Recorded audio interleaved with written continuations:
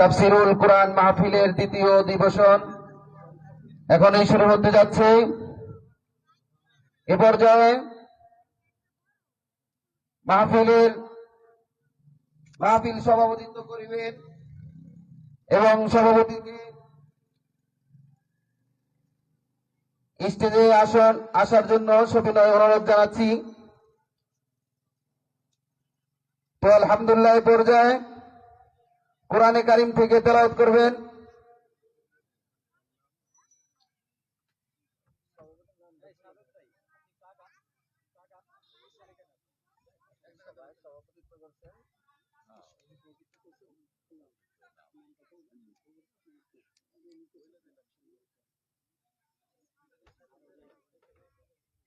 এ পর্যায়ে মাহফিলের সভাপতিত্ব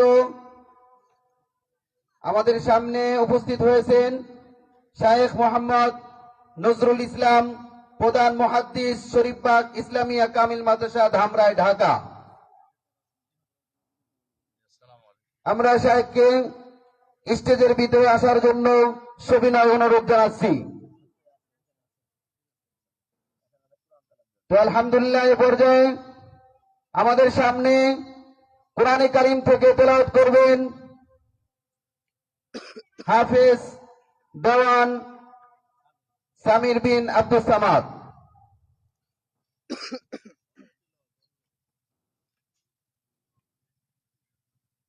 السلام عليكم ورحمة الله وبركاته. أعوذ بالله من الشيطان الرجيم. بسم الله الرحمن الرحيم. تبارك الذي بيده الملك وهو على كل شيء قدير.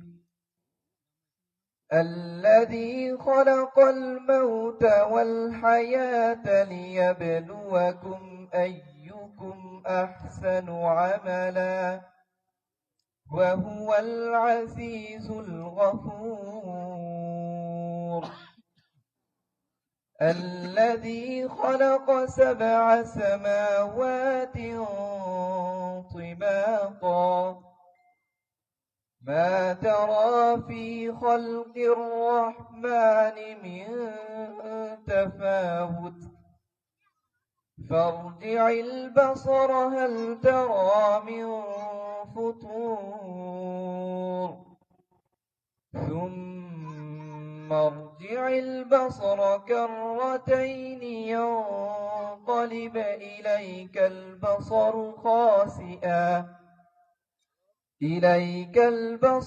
خاسئا وهو حسير. السلام عليكم ورحمة الله وبركاته. ما شاء الله جزاك الله خيرا أحسن الجزاء। আলহামদুলিল্লাহ এই পর্যায়ে আমাদের সামনে বক্তব্য পেশ করবেন শায়েখ মারুফ হোসাইন, ইমাম ও খতিব, অত্র জামে মসজিদ। শায়েখের বিষয় হচ্ছে দান ও সদকা।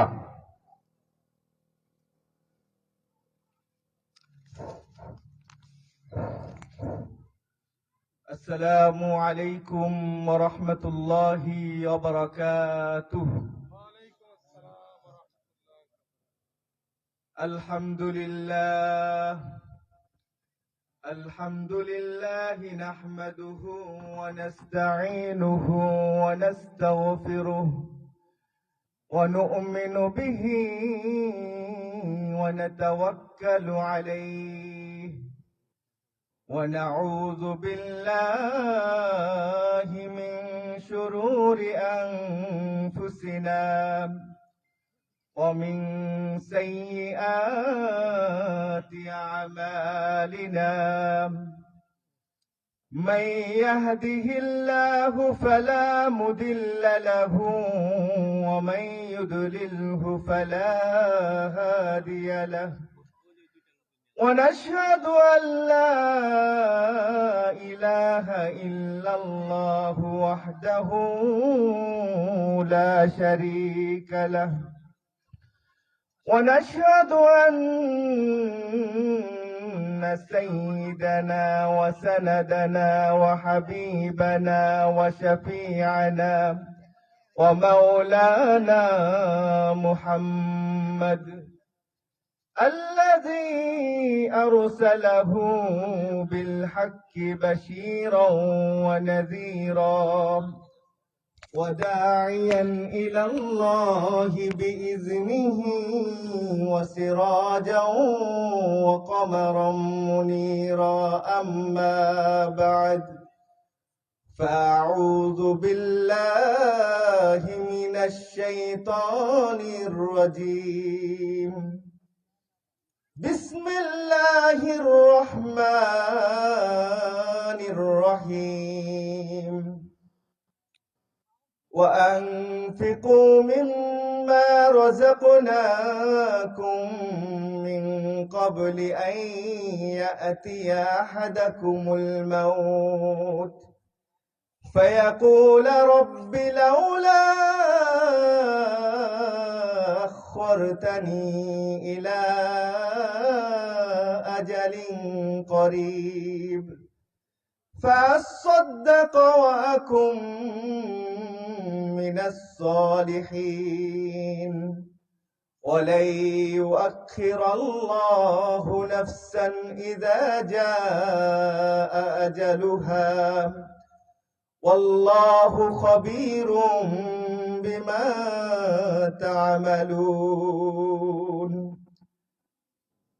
عن أبي هريرة رضي الله عنه قال قال رسول الله صلى الله عليه وسلم ما من يوم يصبح العباد فيه إلا ملكان ينزلان فيقول أحدهما اللهم آتِ منفقا خلفا ويقول الآخر اللهم آتِ ممسكا تلفا رواه البخاري ومسلم عن أبي هريرة رضي الله عنه قال قال رسول الله صلى الله عليه وسلم قال الله تبارك وتعالى يا ابن آدم أنفق عليك رواه البخاري ومسلم عن أبي هريرة رضي الله عنه قال رسول الله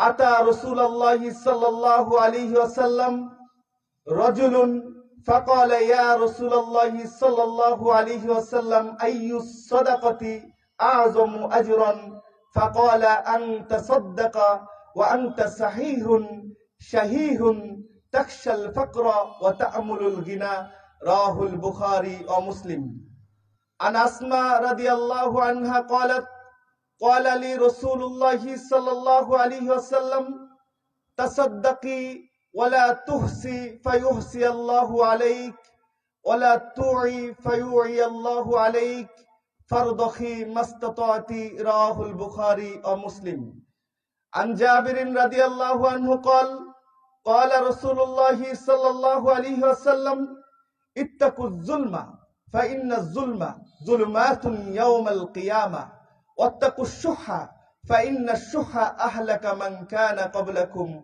رواه البخاري ومسلم عن حارثة رضي الله عنه قال رسول الله صلى الله عليه وسلم تصدقوا فإنه يأتي عليكم زمان يمشي الرجل بصدقته فلا يجد من يقبلها يقول الرجل لو جئت بها بالأمس لقبلتها فأما اليوم فلا حاجة لي بها رواه البخاري ومسلم সংক্ষিপ্ত হামদ ও সানার পর লাখো কোটি শুকর ও সুজুদ নিবেদন করছি সেই মহিয়ান গরিয়ান আল্লাহ সুবহানাহু ওয়া তাআলার শাহী দরবারে যে মহান আল্লাহ রব্বুল আলামিন আমাদেরকে এমন একটি মহতি ইসলামী জালসায় সুস্থ শরীরে সুস্থ অন্তঃকরণে আসার বসার কোরআন এবং সহিহ সুন্নাহর আলোকে কিছু কথা আলোকপাত করার কিছু কথা শ্রবণ করার তৌফিক দিলেন সেই মহান মনিবের দরবারে জানাই শুকরিয়াতান আলহামদুলিল্লাহ জবান খুলে বলি আলহামদুলিল্লাহ স্ত্রী লোক তার সন্তানের উপরে যতটা দয়ালু, আল্লাহ রব্বুল আলামিন তার বান্দাদের উপরে এর চাইতেও বেশি দয়ালু, এর চাইতেও বেশি দয়াবান, মেহেরবান। সেই দয়াবান, মেহেরবান আল্লাহ রব্বুল আলামিনের শানে আবারও শুকরিয়াতান জোরে সোরে জবান খুলে বলি আলহামদুলিল্লাহ। তারই সাথে সাথে তার ওই প্রিয় হাবিব, ইসলামী কাননের সুরভিত ফুল, মানবতার মুক্তির দিশারি, মানবতার মুক্তির দূত, মহাকালের মহামানব, মহাবিপ্লবের মহা আয়োজক মহানবী মুহাম্মদ সাল্লাল্লাহু আলাইহি ইসলামের শানে জানাই লাখো কোটি শুকর ও সুজুদ মহব্বতের সাথে একবার জোরে সোরে বলি আল্লাহুম্মা সাল্লি আলাইহি, আল্লাহুম্মা বারিক আলাইহি। অধ্যকার আল ফুরকান সালাফি জামে মসজিদ, সানাইল পূর্বপাড়া, বায়রা, সিংগাইর, মানিকগঞ্জ এর উদ্যোগে আয়োজিত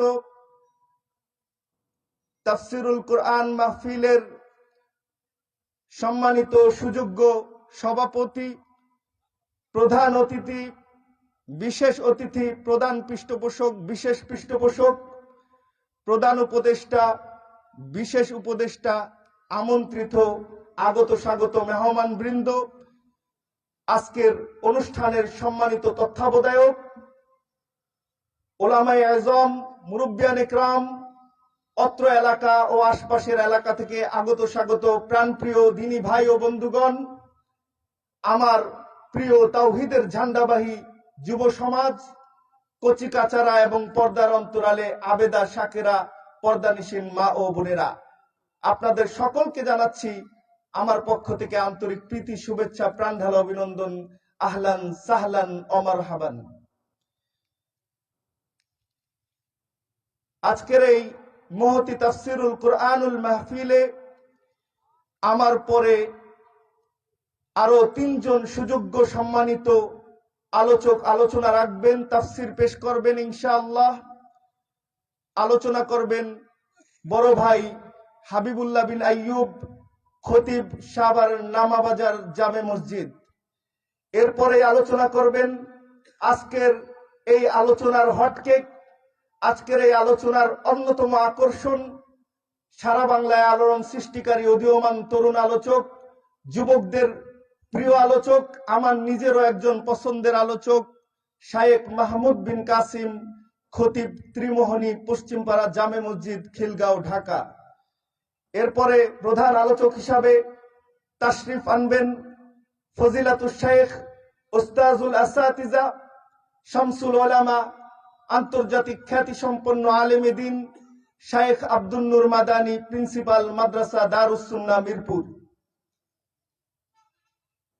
আমরা আলোচনা স্টার্ট করছি আল্লাহর নামে।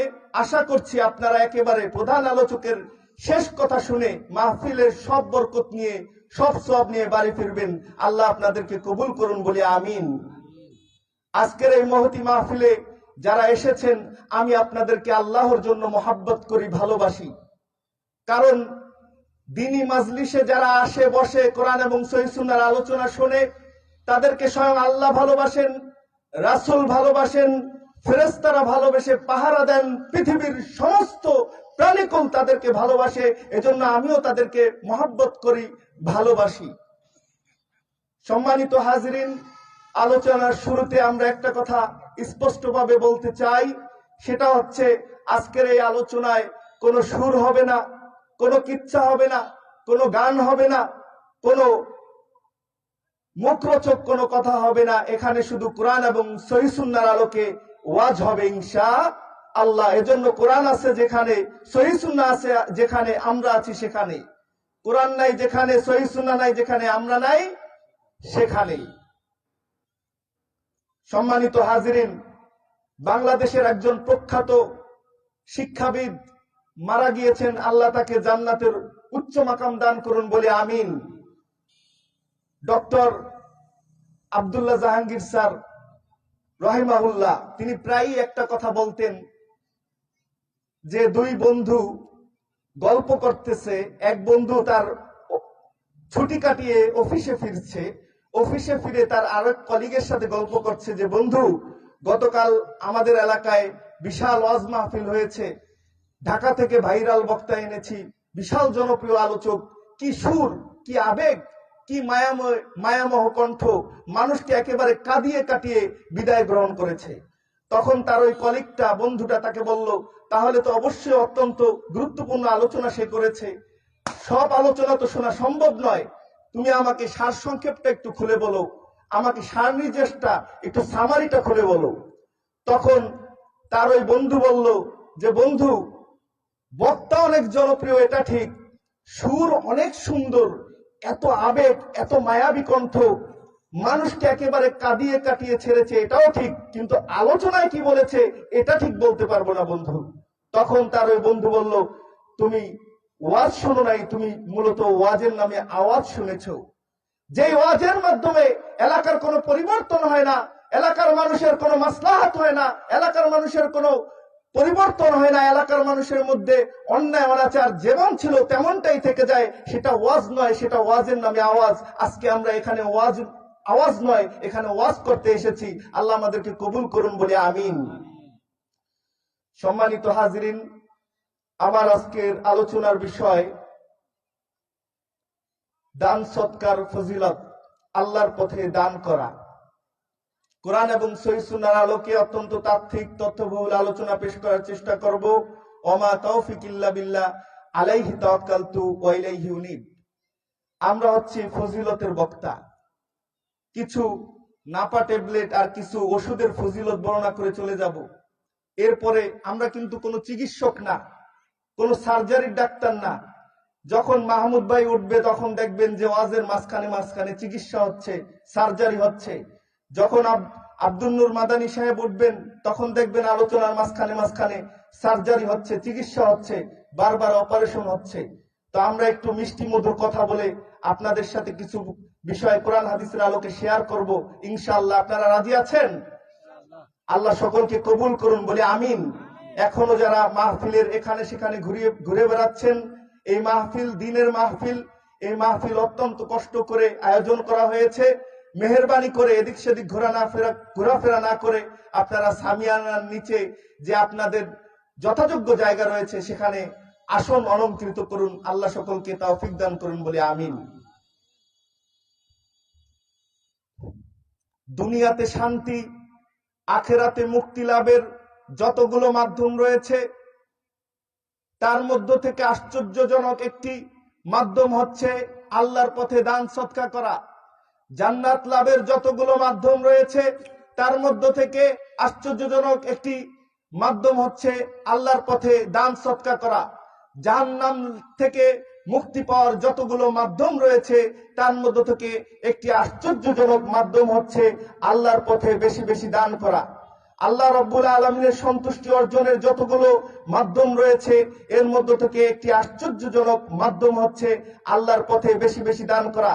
আল্লাহর রাগকে গলিয়ে ফেলার জন্য, আল্লাহর রাগকে কমিয়ে ফেলার জন্য যতগুলো মাধ্যম রয়েছে এর মধ্যে একটি আশ্চর্যজনক মাধ্যম হচ্ছে আল্লাহর পথে বেশি বেশি দান করা। কাল কিয়ামতের ময়দানে আল্লাহ রাব্বুল আলামিনের বিশেষ ছায়াতলে জায়গা পাওয়ার জন্য যতগুলো মাধ্যম রয়েছে এর মধ্য থেকে একটি বিশেষ মাধ্যম হচ্ছে আল্লাহর পথে বেশি বেশি দান করা। দুনিয়াবি বালা মুসিবত থেকে বাঁচার যতগুলো মাধ্যম রয়েছে এর মধ্যে একটি অন্যতম প্রধান মাধ্যম হচ্ছে, আশ্চর্যজনক মাধ্যম হচ্ছে আল্লাহ রাব্বুল আলামিনের পথে বেশি বেশি দান করা। আন আবি মালিক আল-আশআরী রাদিয়াল্লাহু আনহু قال قال رسول الله صلى الله عليه وسلم الطهور شطر الإيمان والحمد لله تملأ الميزان وسبحان الله والحمد لله تملأ ما بين السماوات والأرض والصلاة نور والصبر ضياء والصدقة برهان। রাসূল সাল্লাল্লাহু আলাইহি ওয়াসাল্লাম বলেন, আত-তুহুরু শাতরুল ঈমান, cleanliness is half of faith, পরিষ্কার পরিচ্ছন্নতা হচ্ছে ঈমানের অর্ধেক। আলহামদুলিল্লাহি তামলাউল মিজান, আলহামদুলিল্লাহ বললে নেকি, আলহামদুলিল্লাহ বললে দাড়িপাল্লা একেবারে নেকিতে পরিপূর্ণ হয়ে যায়। ওয়া সুবহানাল্লাহি ওয়া আলহামদুলিল্লাহি তামলাউ মা বাইনাস সামাওয়াতি ওয়াল আরদ, সুবহানাল্লাহ আলহামদুলিল্লাহ বললে আসমান এবং জমিনের মাঝখানে যত জায়গা রয়েছে সব জায়গা সওয়াব আর পুণ্য দিয়ে পরিপূর্ণ হয়ে যায়।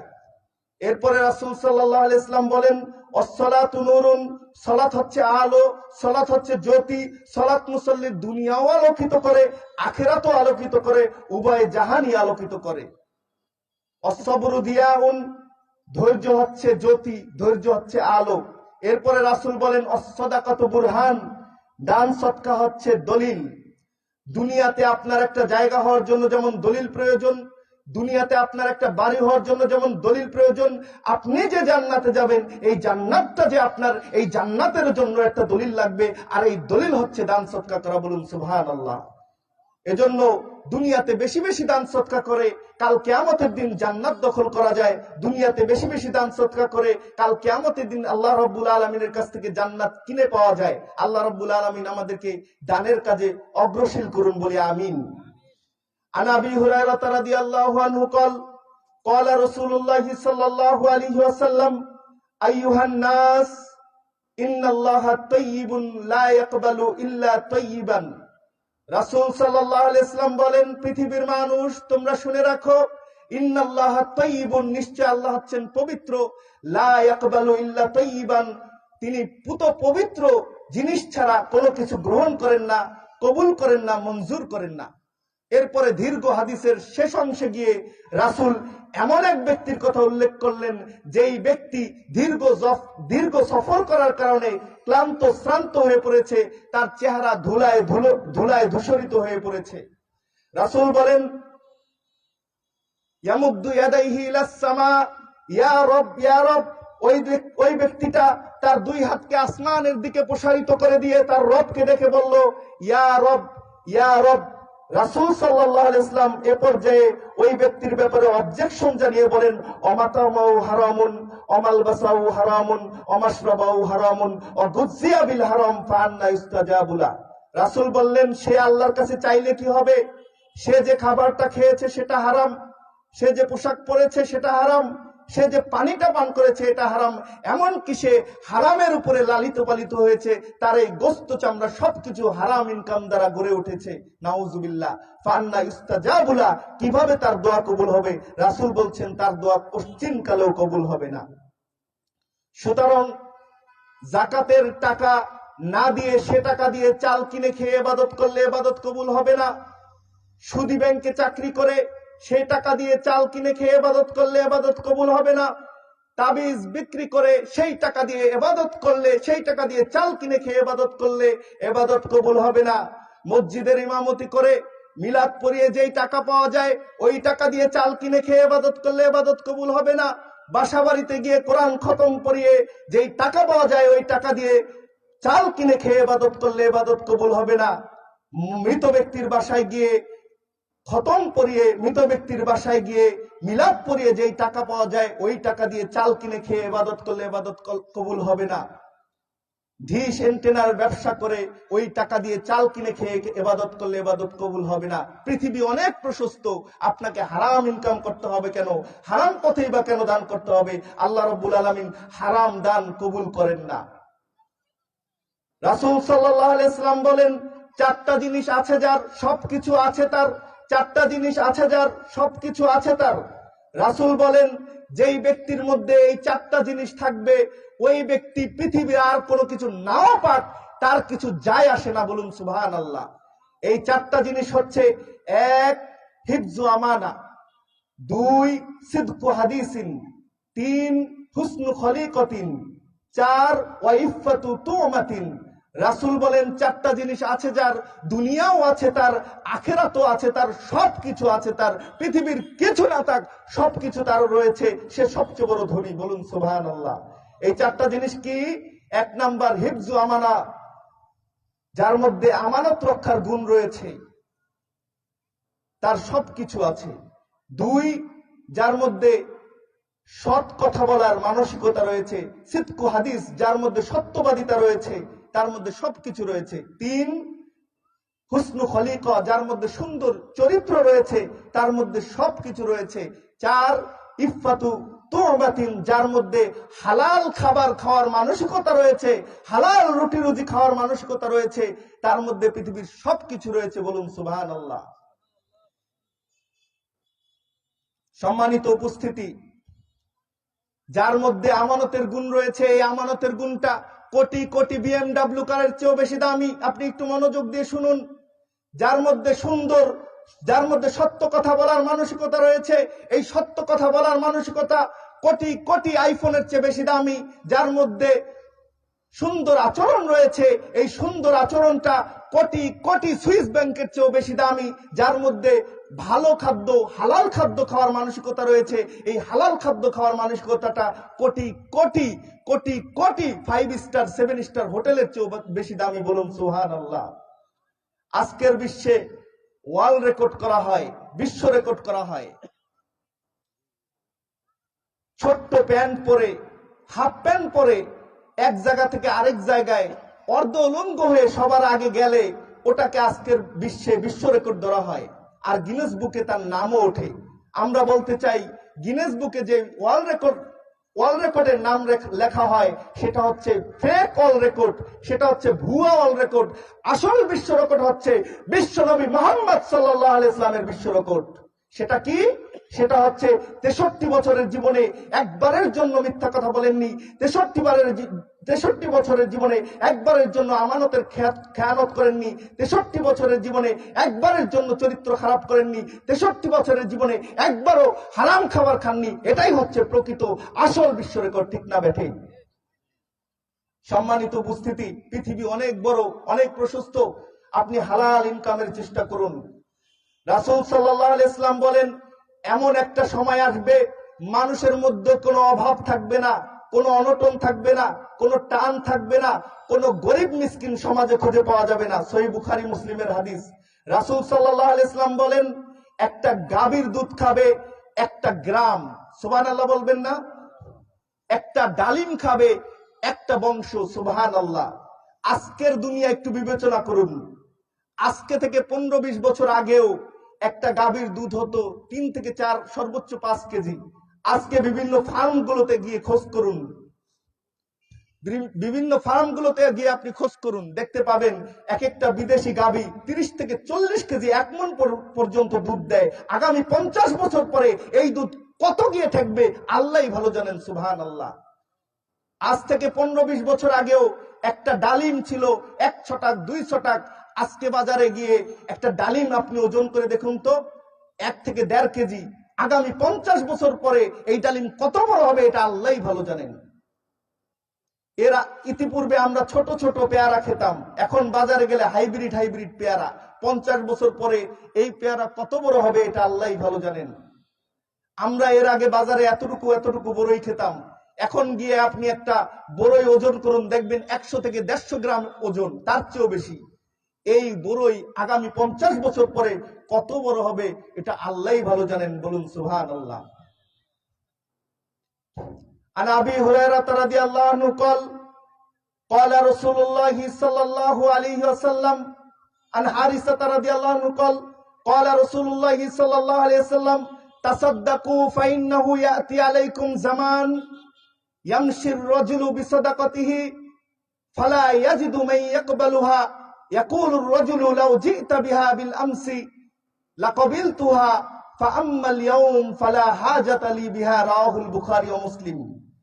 হারেসা রাদিয়াল্লাহু তাআলা আনহু বলেন, রাসূল সাল্লাল্লাহু আলাইহি ওয়াসাল্লাম বলেছেন, তোমরা আল্লাহর পথে বেশি বেশি দান করো, বেশি বেশি সাদাকা করো।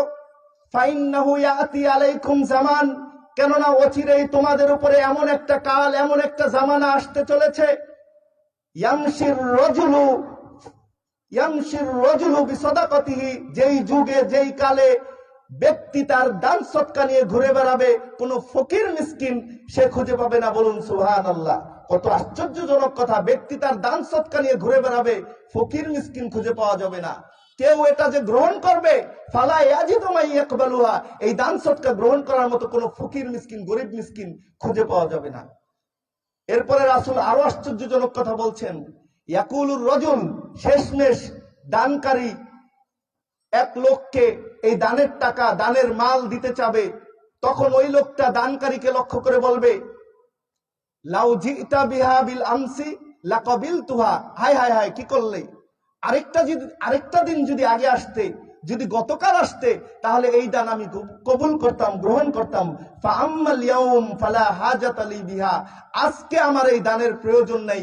মানুষ রাতারাতি বড় লোক হয়ে যাবে, দিনে দিনে বড় লোক হয়ে যাবে, বলুন সুবহানাল্লাহ। আজ থেকে 20-30 বছর আগেও মানুষ এত বেশি প্রবাসে যেত না। আজকে মানুষ প্রবাসে গিয়ে রাতারাতি বৈধভাবে বড়লোক হয়ে যাচ্ছে, এটা কিন্তু আগে ছিল না। তাহলে ওই দিন আসার আগে বেশি বেশি দান করুন, যেই দিন দান কবুল করা হবে না, দান আপনার কাছ থেকে কেউ নিবে না। আল্লাহ রাব্বুল আলামিন আমাদেরকে দানের কাজে অগ্রগামী হওয়ার তৌফিক দান করুন, বলি আমিন। একটা কথা, আপনাদের কি কষ্ট হচ্ছে? একটা কথা ভালোভাবে লক্ষ্য করুন, আপনার মা বাবা যতদিন বেঁচে ছিল ততদিন আপনি তাদের হাত খরচের জন্য, তাদের চিকিৎসা ভার বহনের জন্য একটা অর্থ আপনার বেতন থেকে বরাদ্দ রেখেছিলেন। সেটা হতে পারে 5,000, হতে পারে 10,000 টাকা। আপনার মা বাবা যেদিন মারা গেল সেই দিন থেকে আপনি ওই টাকার আর হিসাব খুঁজে পান না, ওই টাকার আর বরকত খুঁজে পান না। আপনার মা বাবা তো মারা গিয়েছে, ওই টাকা তো আর খরচ হয় না, ওই টাকা তো থেকে যাওয়ার কথা, অতিরিক্ত আপনার পকেটে থেকে যাওয়ার কথা। ওই টাকার বরকত, ওই টাকার হিসাব আর আপনি কোশ্চিনকালেও খুঁজে পাবেন না। এজন্য মা বাবার জন্য দান করা উচিত। মা বাবার জন্য দান করলে দুনিয়াও সফল, আখিরাতেও সফল ইনশাআল্লাহ। এক ব্যক্তি স্যালারি পাওয়ার পর, চাকরি করে, স্যালারি পাওয়ার পরে তার স্যালারিটাকে, তার বেতনটাকে কয়েক ভাগে ভাগ করলো। একটা ভাগ নিজের হাত খরচের জন্য রাখলো, একটা ভাগ পরিবার পরিচালনার জন্য রাখলো, আরেকটা ভাগ স্ত্রীর হাত খরচের জন্য রাখলো, আরেকটা ভাগ সে তার মা বাবার জন্য রাখলো, মা বাবার হাত খরচের জন্য। তখন তার বন্ধু তার দিকে অবাক নয়নে তাকিয়ে বলল, বন্ধু, তোমার বাবা মা তো অনেকদিন আগেই মারা গিয়েছে, তাহলে তাদের হাত খরচের জন্য টাকা লাগবে কেন? তখন তার ওই বন্ধু তাকে লক্ষ্য করে বলল, আমার মা বাবা যতদিন বেঁচে ছিল ততদিন আমি এই টাকা দিয়ে তাদের চিকিৎসা করেছি, তাদের খাবারের ব্যবস্থা করেছি, তারা সুখে ছিল। আজকে তারা গহীন অন্ধকার কবরে রয়েছে, না জানি কি অবস্থা সেখানে। আজকে যদি আমি তাদের জন্য দান করি তাহলে কবরে বসে তারা সুখ পাবে, তারা আনন্দিত হবে, সওয়াব পাবে। এই বিষয়টা আমাদের সকলের মাথায় রাখা উচিত। আপনার অর্থ থেকে, আপনার চাকরির অর্থ থেকে একটা অংশ আপনার মৃত আত্মীয় স্বজনের জন্য খরচ করা উচিত।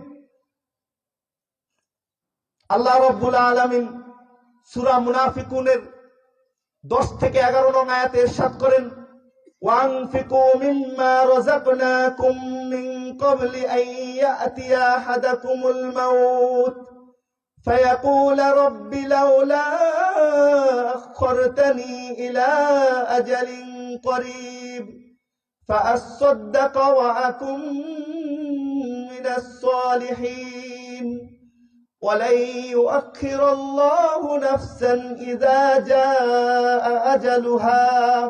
আল্লাহ রাব্বুল আলামিন বলেন, বান্দা, وأنفقوا مما رزقناكم من قبل أن يأتي أحدكم الموت, তোমার কাছে মৃত্যু পৌঁছে যাওয়ার আগেই আমি তোমাকে যে রিজিক দিয়েছি সেই রিজিক থেকে বেশি বেশি আমার পথে দান করো। কারণ ফায়াকুল রব্বি লাউলা আখখারতানি ইলা আজালিন করিব, মৃত্যু যখন ব্যক্তির শিওরের কাছে চলে আসে, মৃত্যু যখন মৃত ব্যক্তির শিওরের কাছে চলে আসে, তখন মৃত্যু পথের যাত্রী তার রবকে আকুল কণ্ঠে ফরিয়াদ করে বলে, রব্বি লাউলা আখখারতানি ইলা আজালিন করিব, আয় আল্লাহ, আমাকে যদি আরো কয়েকটা দিন বাঁচিয়ে রাখতেন, আরো কয়েকটা দিন যদি অবকাশ দিতেন, তাহলে আমি বেশি বেশি দান সদকা করে ভরিয়ে ফেলতাম।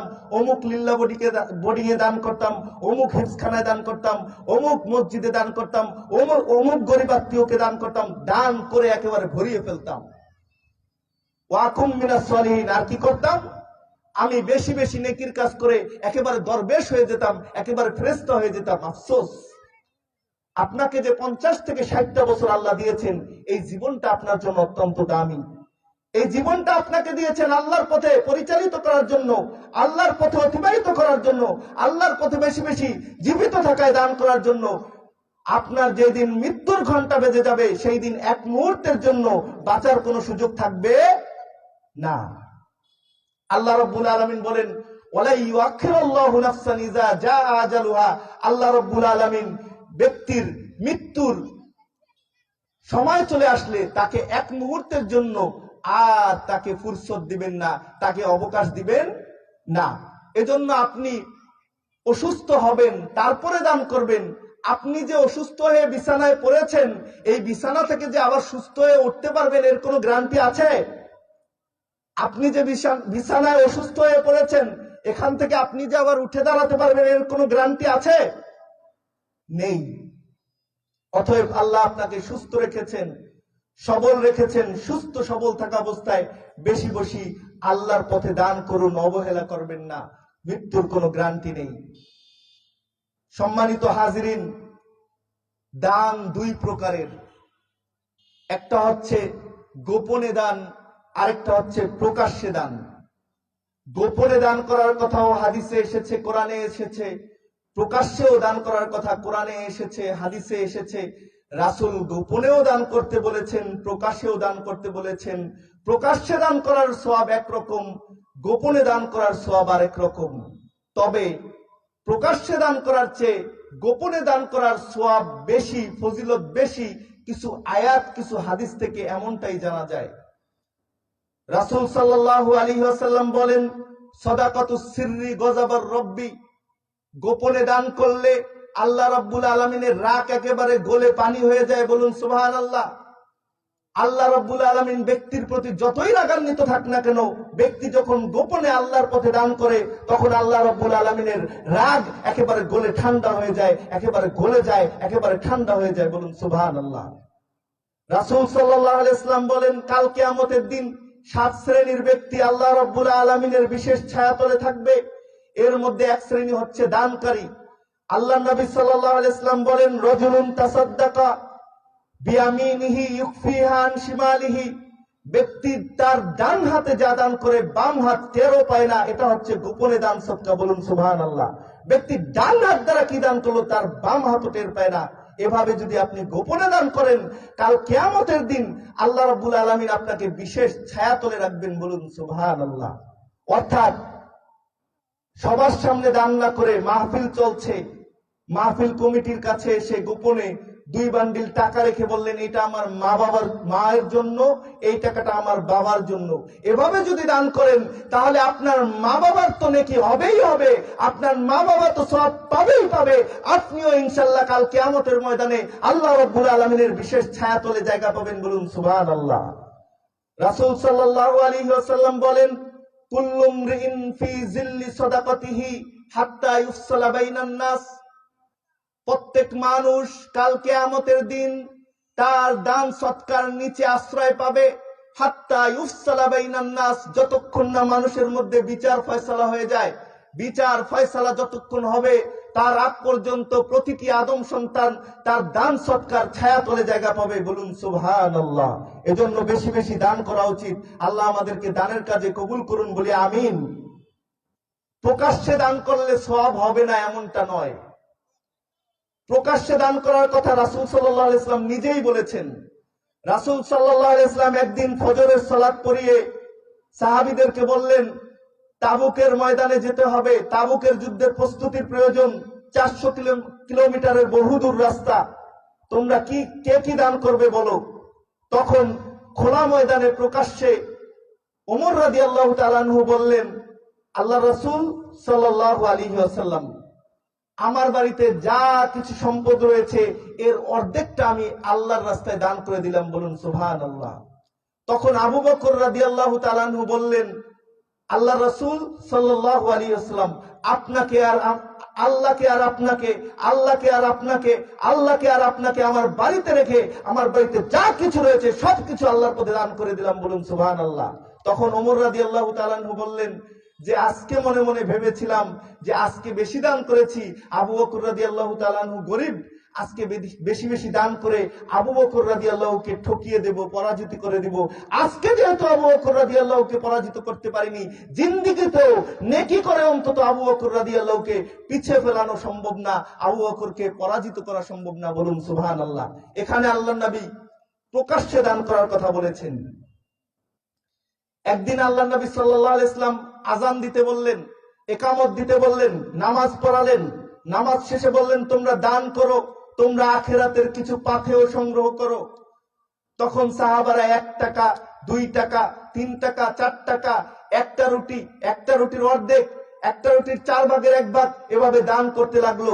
দেখতে দেখতে একটা বিশাল খাবারের পালা তৈরি হয়ে গেল, আরেক পাশে একটা টাকার পালা তৈরি হয়ে গেল। এখানে রাসূল প্রকাশ্যে দান করার কথা বলেছেন, নামাজের পরে প্রকাশ্যে দান করার কথা এই হাদিসে উল্লেখ করা হয়েছে। আল্লাহর নবী সাল্লাল্লাহু আলাইহি ওয়াসাল্লাম ঈদের সালাতের পরে খোলা ময়দানে দান করতে বলতেন।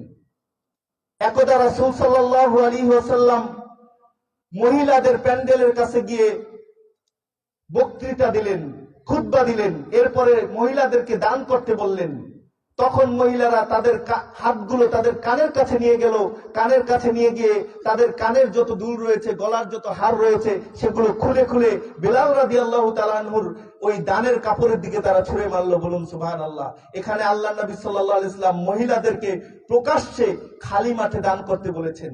তাহলে দান প্রকাশ্যেও করা যায়, গোপনেও করা যায়, প্রকাশ্যেও করা যায়, গোপনেও করা যায়। অনেক সময় দেখা যায় যে প্রকাশ্যে দান করলে একজনের দেখা দেখি আরেকজন দান করে, একজনের কাছ থেকে উদ্বুদ্ধ হয়ে আরেকজনও কি করে, দান করে। এজন্য দান প্রকাশ্যেও করা যাবে, গোপনেও করা যাবে, কোনো সমস্যা নেই।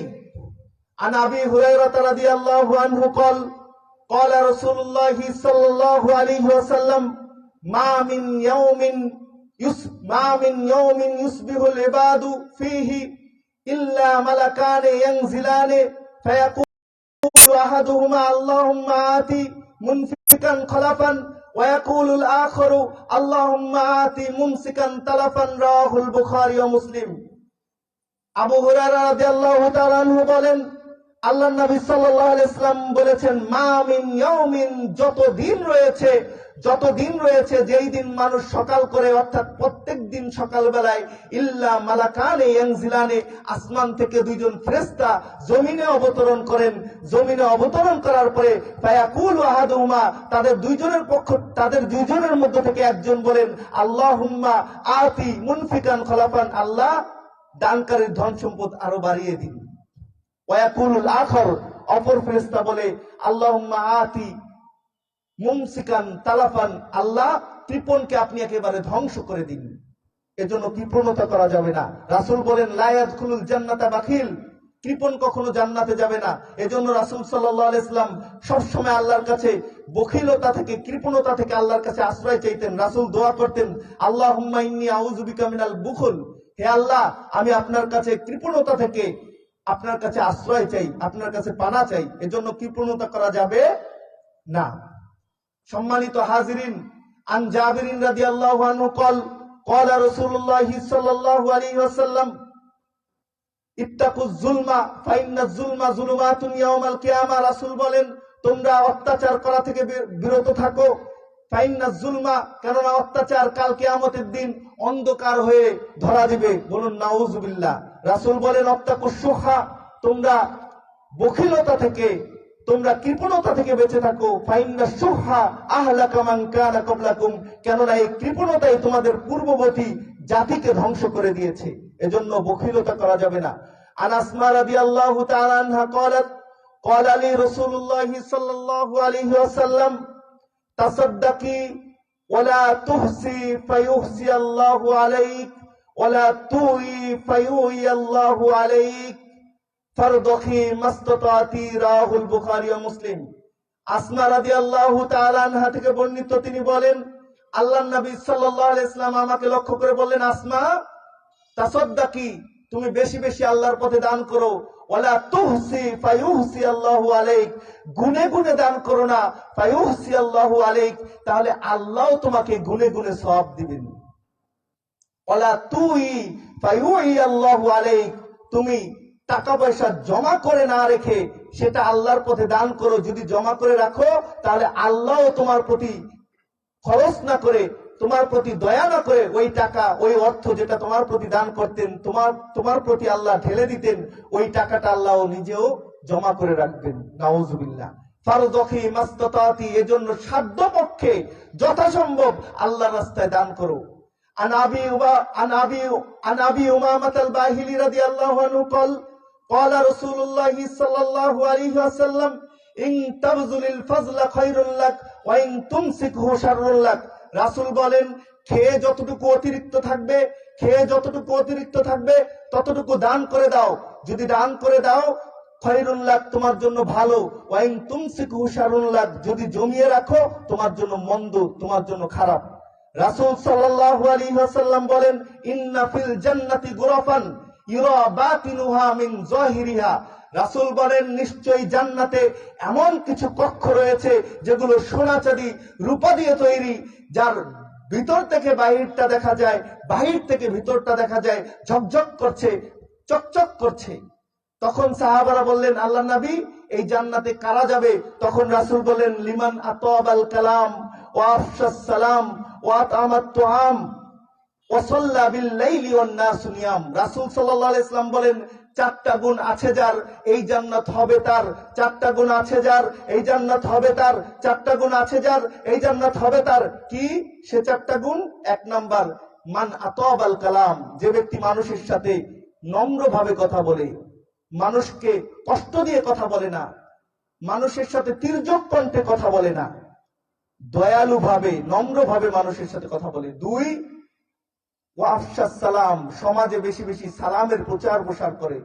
ছোট হোক বড় হোক, দেখলেই সালাম দেয়, মুসলমান হলে পরেই তাকে সালাম দেয়, বেশি বেশি সালামের প্রচার প্রসার করে, সমাজকে সুন্দর করে তোলে।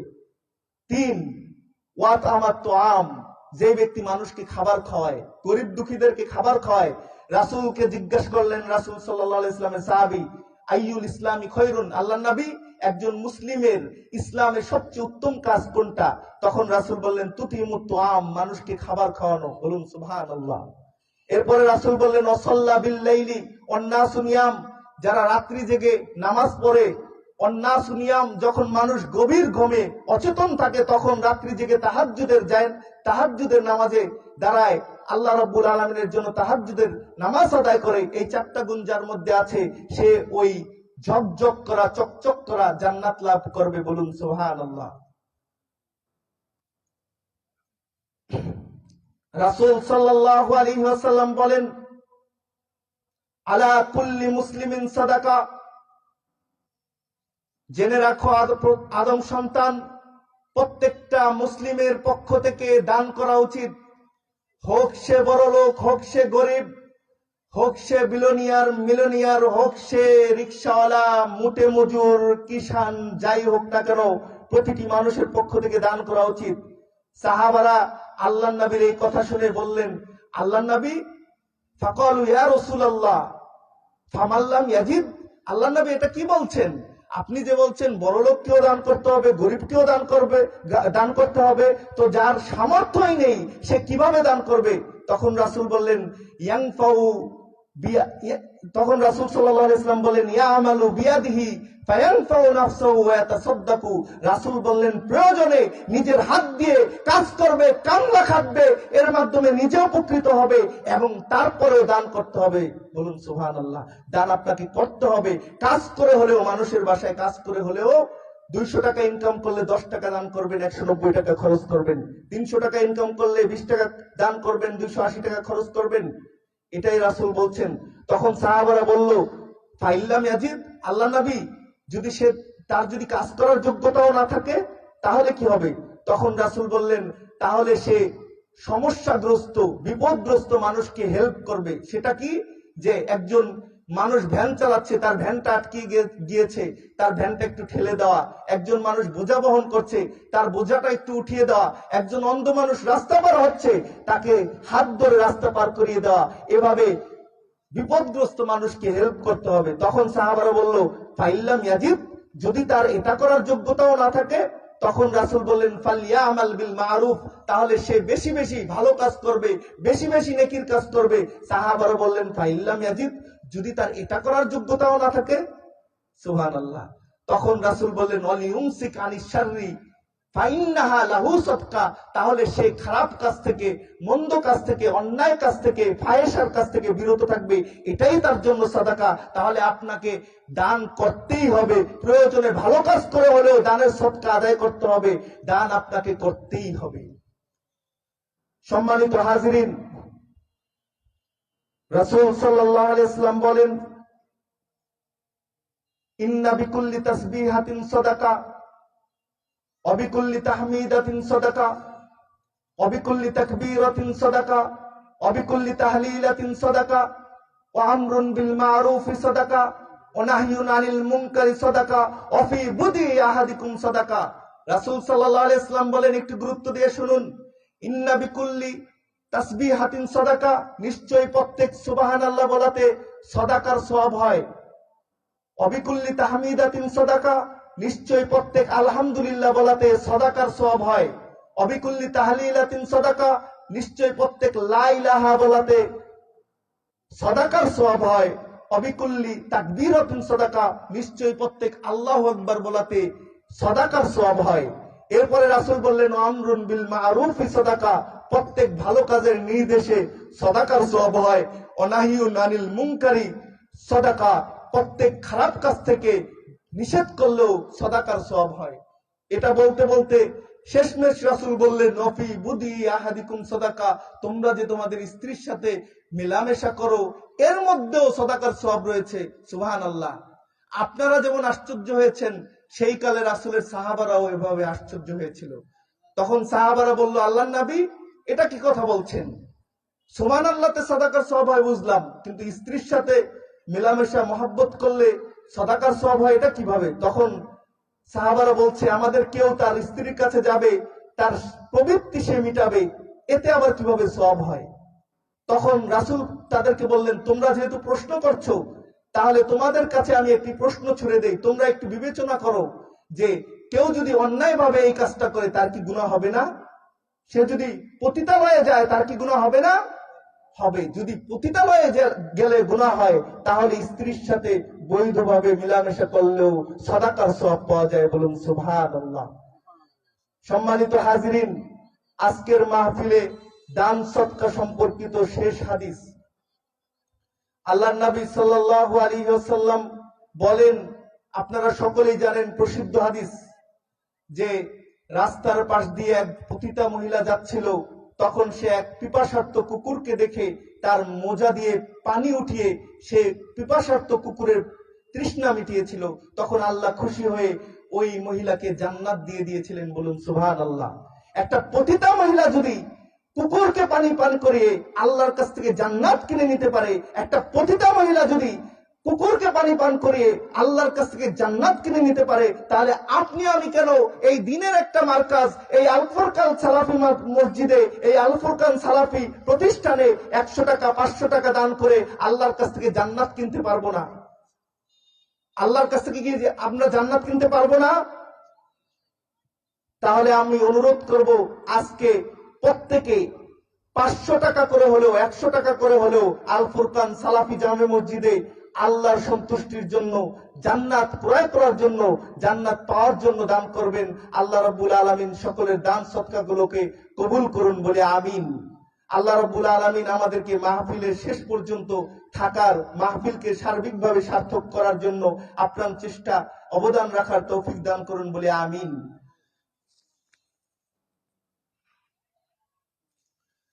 সম্মানিত হাজিরিন, এরপরে আমাদের বিভিন্ন ওলামা ইকরাম আসবেন, আপনারা এখানে উপস্থিত থাকবেন, আলোচনা শুনবেন। এই উদাত্ত আহ্বান রেখে আমার আজকের এই সংক্ষিপ্ত বৈঠকি আলোচনা এখানে শেষ করছি। আকুলু কওলি হাযা আস্তাগফিরুল্লাহ লি ওয়া লিসাইরিল মুসলিমিন। আসসালামু আলাইকুম ওয়া রাহমাতুল্লাহি ওয়া বারাকাতুহু।